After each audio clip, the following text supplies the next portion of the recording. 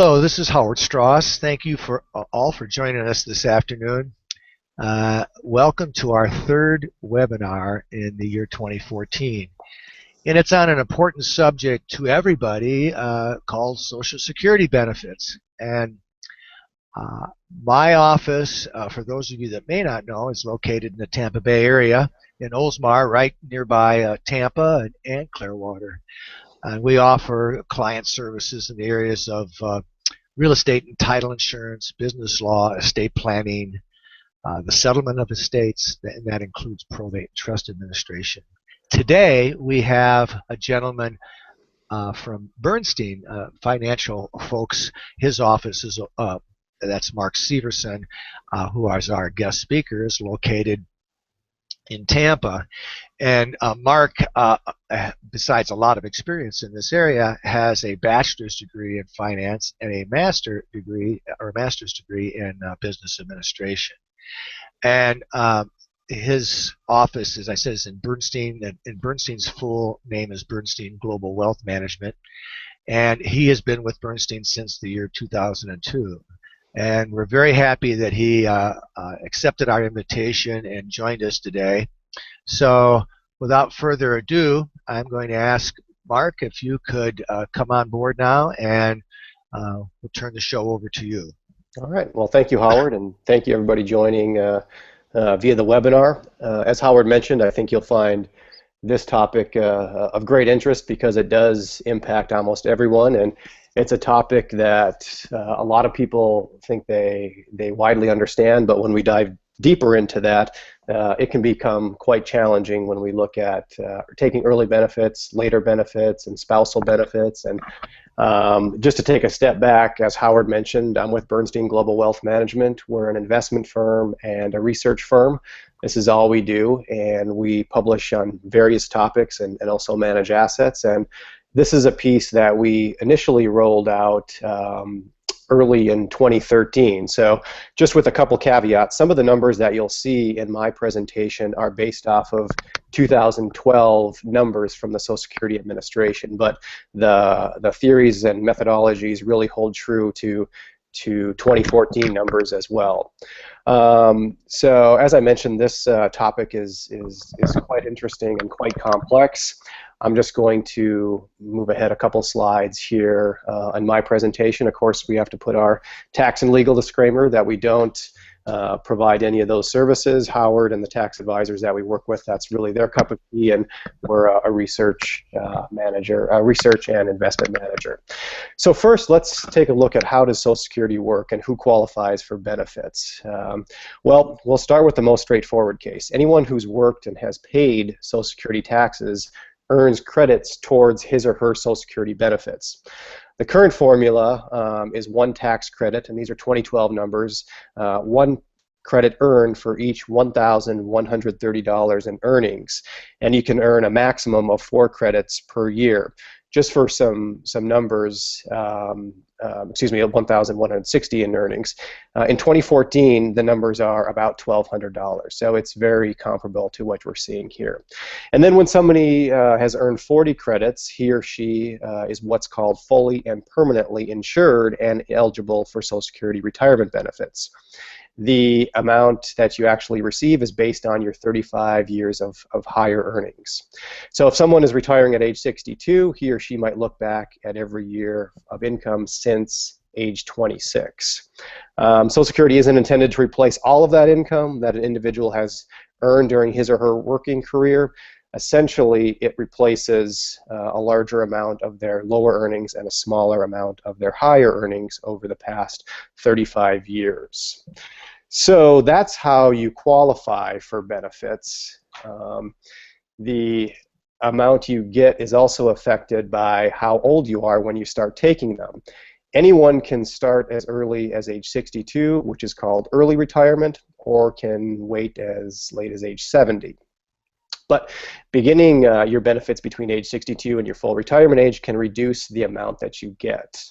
After you reach full retirement age, you can actually increase the amount of your benefits by delaying those retirement credits up to age 70, which will result in a larger payout.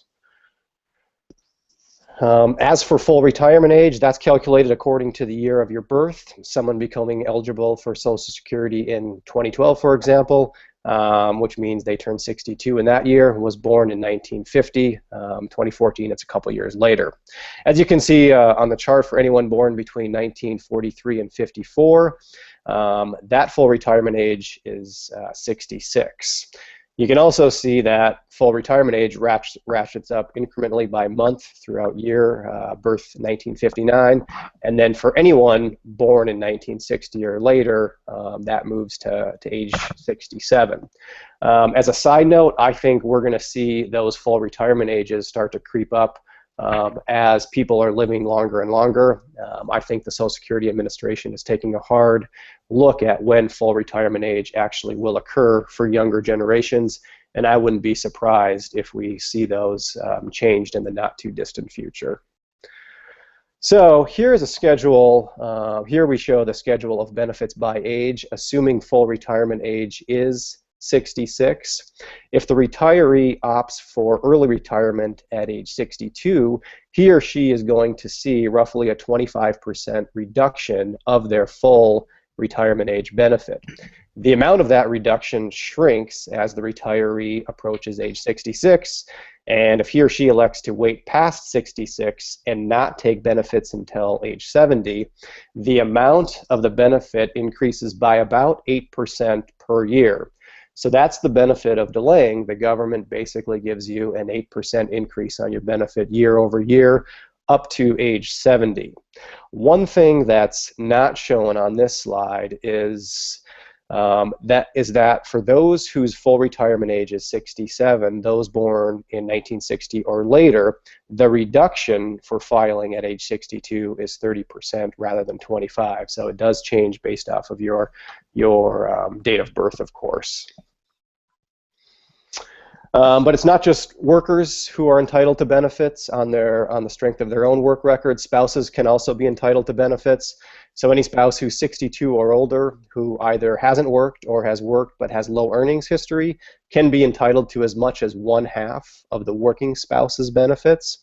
And even if the spouse is under age 62, he or she may be eligible if taking care of a child who's receiving benefits on the worker's record.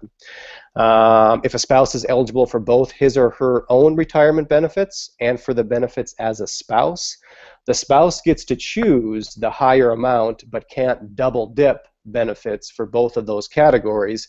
So the government does allow you to take the higher of your spousal or your own depending on what actually is the larger amount.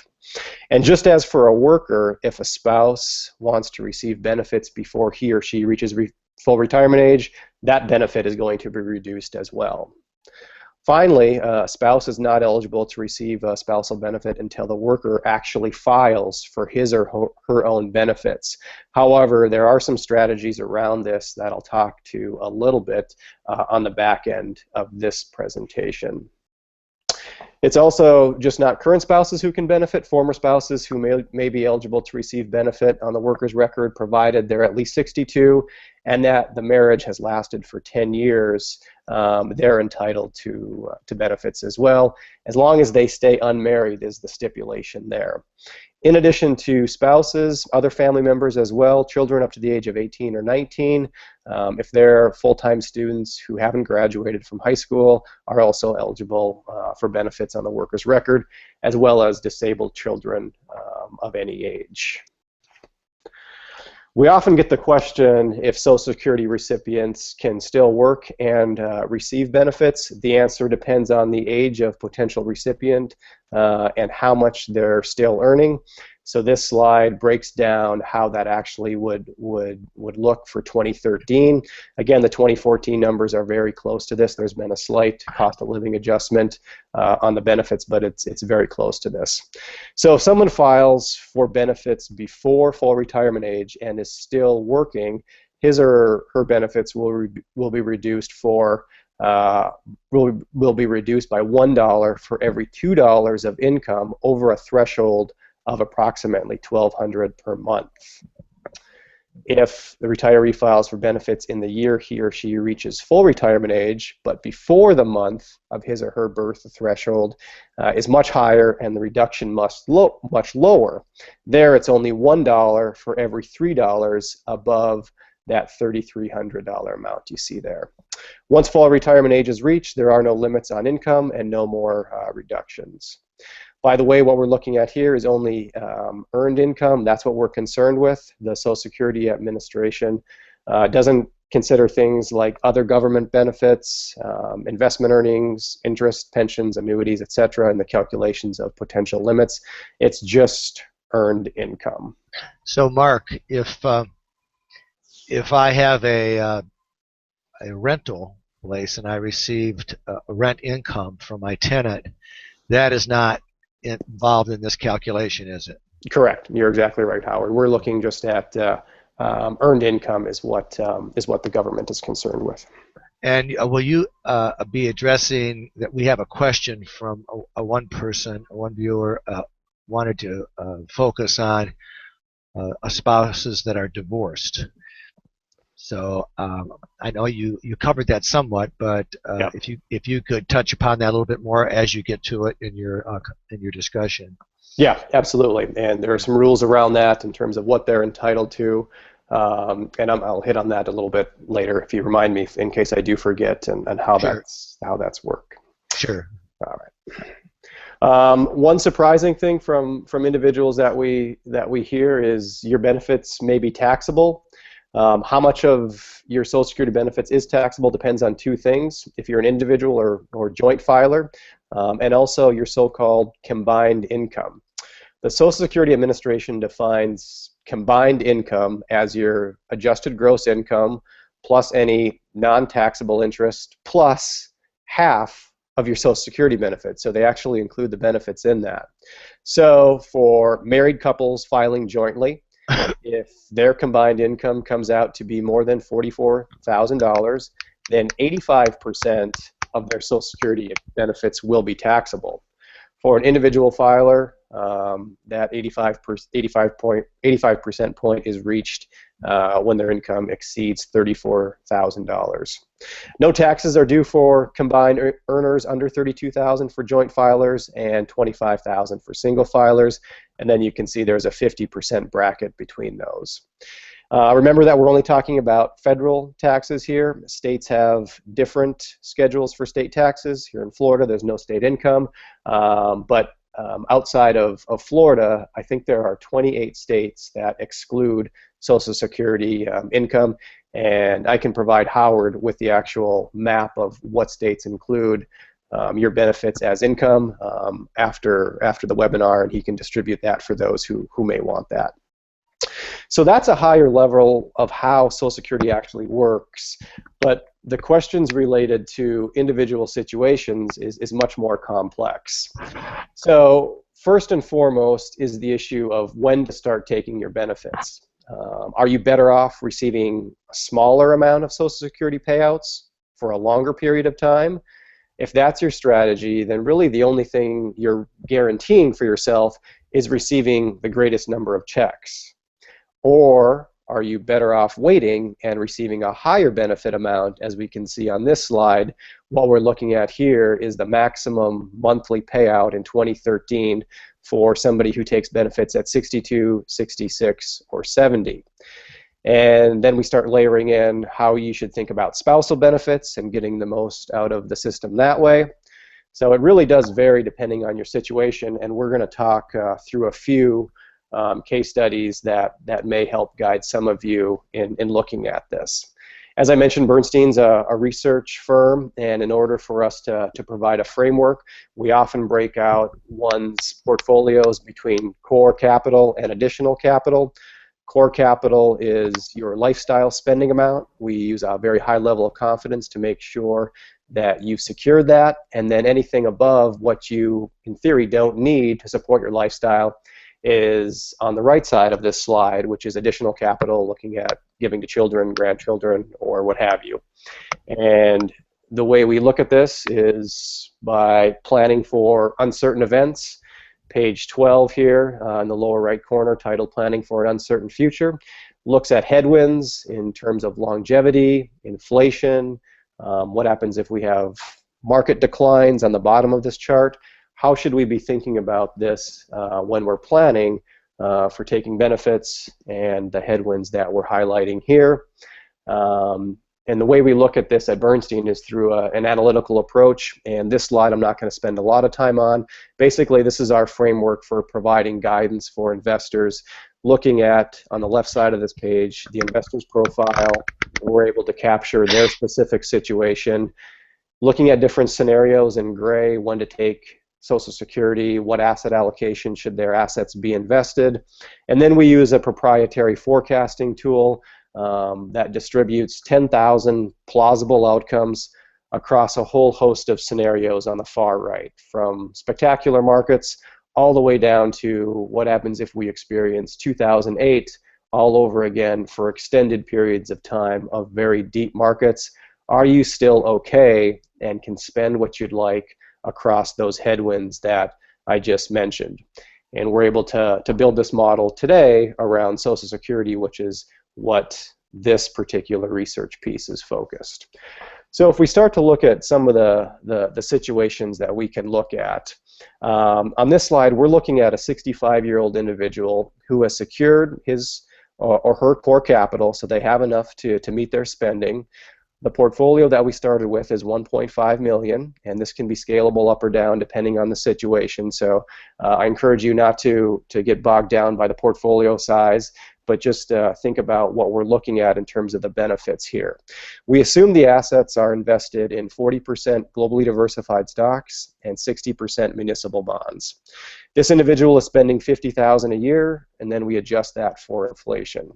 And what we're focusing on here are the forecast of wealth over the next 30 years in the median case. So if this Social Security recipient started benefits at 62, which is the green line, age 66, which is the dark blue line, and then finally at age 70 in the light blue line, we're forecasting out how much wealth they would have. And you'll notice that we project roughly the same amount of wealth if the recipient lived to either his or her average life expectancy, no matter when they receive benefits. The difference does start to get more pronounced the longer the recipient lives, and surely starting at 66 or 70 are both superior than filing at age 66. But there's not a noticeable difference between those two amounts, 66 or 70, when you start taking benefits. At least not the recipient is very advanced in age. It does start to spread out. So our advice for someone who is at or above his or her core capital amount is to start taking benefits at that middle of the road, which is age 66. Now I will say, by quantifying this out, this is what it looks like from an economic standpoint.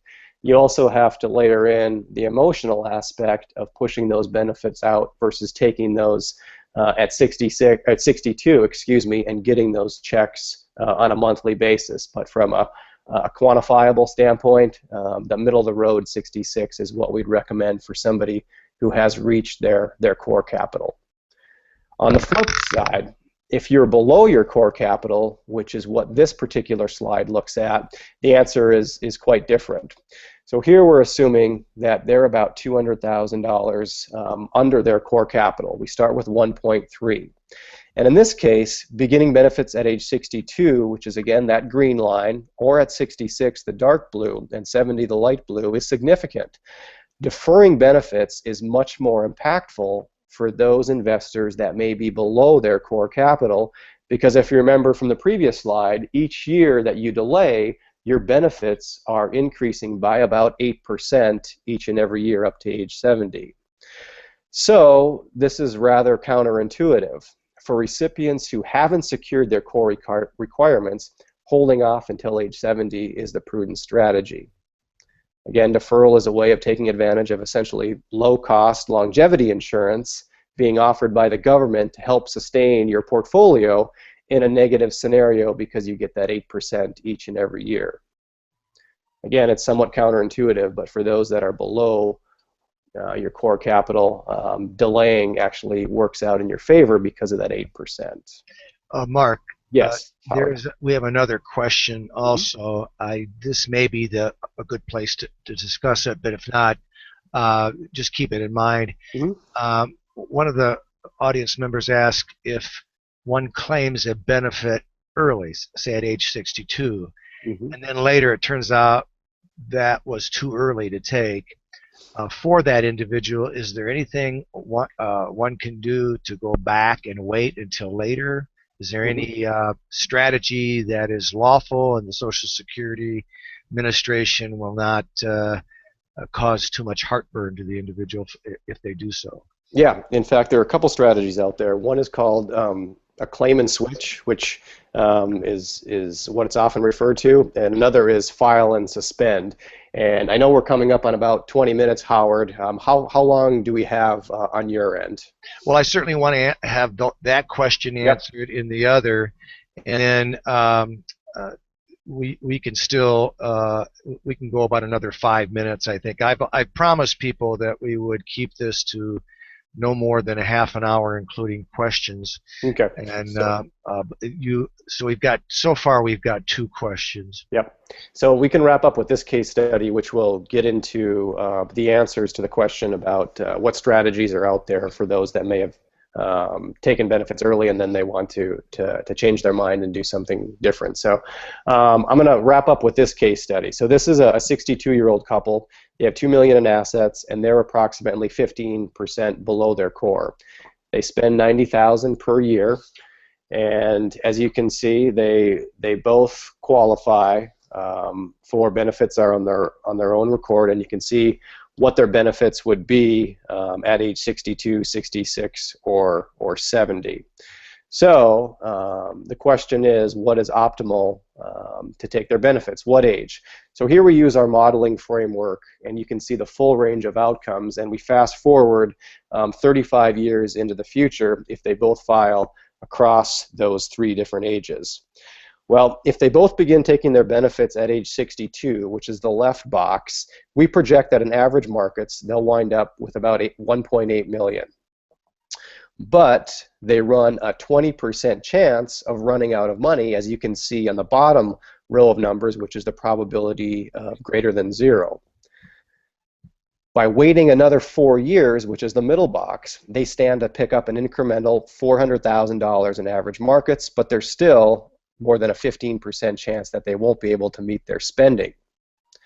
And we're looking just at the median case. But by waiting until age 70 on the far right, they'll pick up another 300,000, and there's almost a 90% level of confidence that they'll be able to meet their spending. It's yet another illustration, again, of waiting till age 70 to begin collecting your Social Security benefits if you're below your core capital. But frankly, some recipients like the idea of starting benefits earlier. They don't want to wait until age 70. So is there another strategy out there? And this is what Howard had asked about, which I'll talk about, called the claim and switch. So one possibility is for this particular strategy. So let's assume the wife is the lower earner. She can file for her benefits at her own full retirement age, which is age 66. Then the husband, who's the higher earner in this example, will file for a spousal benefit based on his wife's work record. By doing that, he can continue earning delayed retirement credits up until age 70 while he continues to collect a spousal benefit and the wife continues to collect her full Social Security. When the husband then turns age 70, he can file for a benefit on his own work record, and the wife will be able to switch to a spousal benefit based on the husband's work record. We found that this strategy can add some incremental value if both spouses are relatively close in age and the lower earning spousal benefits are higher than his or her own personal benefit. So it's got to be some stipulations in terms of what the ages are, but it can be effective, and we just quantify that out on this particular page where versus filing at age 70 and claim and switch, they're able to pick up another $100,000. There's another strategy out there that's called file and suspend.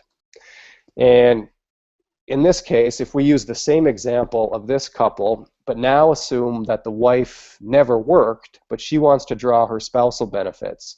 She is unable to do so until her husband files for his own benefit. And he wants to keep working, at least post-retirement, at least postponing receiving benefits until they grow larger.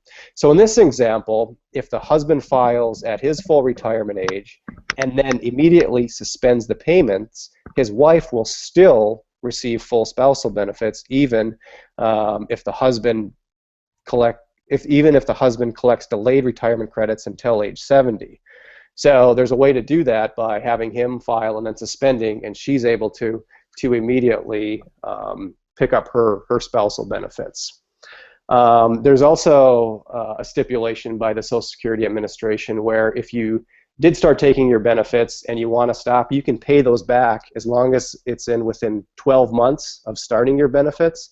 There were some rule changes a few years ago. This do-over now has to be done within 12 months of taking your benefits. So I think that's what you were referring to, Howard. Yes. I don't want to forget the other question that dealt with spouses that divorce. Mm-hmm. And then maybe we can finish up with that, considering Mark, for our viewers, has a lot more information here, but we try to keep this short and sweet. If there's anybody that wants the more information, they can certainly contact Mark directly, or they can contact our office, and depending on the nature of the question, we might answer it, or we might direct it to Mark. In any event, I encourage people to do that. We do, particularly for these webinars, we do not charge if people call in and ask a question as a follow-up to this. So, Mark, the question really is, you've got two people, they were married for a long time. I think 10 years is the number, and then they get divorced. Mm-hmm. Later on, I understand that a spouse can collect under the former spouse's amount that they're receiving, assuming that spouse has filed for benefits. Yep. Can you tell us a little bit more about that? That's the general rule. So former spouses, they're eligible to receive those benefits on their ex-spouse's worker's record, provided that they're at least 62, and like you had said, the marriage has lasted 10 years, and that they're still unmarried, is my understanding of the rules. And I'm not a family law attorney, so that's the way I think I've read the way things have been published out there. That was just going to be my next question, would be, well, if later on the spouses that got a divorce, one of them remarries, or maybe both, does that impact it? It sounds like it does. So that's my understanding, and what the impact is and the severity if you have to be married an additional 10 years, that I'm not sure. Well, we want to wrap things up. I don't see any other questions. I want to thank the viewers that came in and listened and watched on our webinar. Any follow-up, as I mentioned, please contact us, and we'll be sure to respond to that inquiry. And Mark, I want to thank you for this. Actually, I could actually follow this. This can get involved. There are a lot of details on this. I think our objective here was to get people to be exposed to this before they start making decisions that later on they wish they may have done differently. I would encourage people to talk with Mark, or talk with someone at least that you're confident understands this. My personal experience with the Social Security Administration has been good. They have not been hard to reach. Now, sometimes you call in and they call you back, but they do call you back. And as big and gigantic as that administration is, considering everything, I think they do a pretty good job. But I think it's better if you talk with someone like Mark who has literally a wealth of information available to him. And if it's really an exotic question and Mark just doesn't know the response for sure, I'm confident, Mark, you have plenty of people there that will lend assistance. Absolutely, and I'll echo Howard's comments on working with the Social Security office. By and large, they're very helpful, they're very responsive, and it may be surprising how helpful they actually are given the size of the organization, as Howard had mentioned.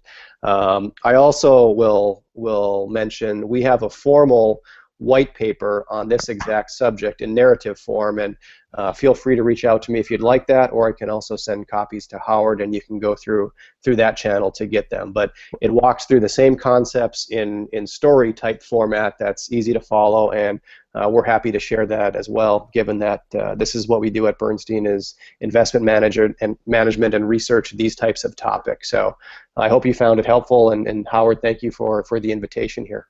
Oh, you're welcome, Mark. And I want to thank your employer, Bernstein Global Wealth Management, for loaning you to us today. That was pretty nice. People who are in Mark's business have to get permission, and they have a lot of rules they have to comply with. But if you want some good, solid information on Social Security, and how it fits into your overall financial. It's one thing to apply for it and receive it, but you also want to see how this fits into your overall financial wherewithal when you begin to approach retirement age. Of course, you really should start planning for retirement decades before that. But as it gets close to the time that you're going to do so, or your spouse is going to do so, then that's the time, not 2 or 3 weeks before you turn 66. So with that, again, Mark, thank you so much. Thank you to Bernstein, and most importantly, thanks for all the viewers that called in today and viewed our webinar. And with that, I'll say goodbye to everybody, and goodbye to Mark. All right. Thanks, Howard. Goodbye, everybody.